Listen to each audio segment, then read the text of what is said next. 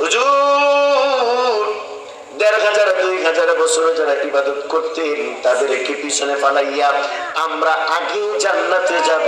আপনার বক্তব্য নেতা কর্মঠ হয়ে গেছে, মনে হয় সামনে নির্বাচনে আপনি এমপি নির্বাচন করবেন। তো হুজুর আপনার বক্তব্যের মধ্যে কেমন জানি আমি আভাস করতেছি। কারণ হলো আমাদের প্রথম ১০ বছর শিশুকাল, এরপরের ১০ বছর শৈশবকাল, এরপরে ৩০ বছর বিয়াকাল, ৪০ বছর পর্যন্ত সংসার কাল, ৪০-এর পরে দাড়ি মুছ পাকবে, মরণের কথা মনে হইতে থাকবে। আর আমরা ইবাদত একটু একটু শুরু করব। ৫০ পরে পরে ইমাম সাহেব যদি খুতবা লম্বা করে, সূরা কেরাত লম্বা করে, তাহলে এই কাপড় নষ্ট হয়ে যায়, ঠিক না?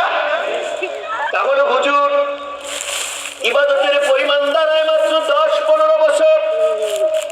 এই ১০-১৫ বছরের ইবাদত দিয়া হুজুর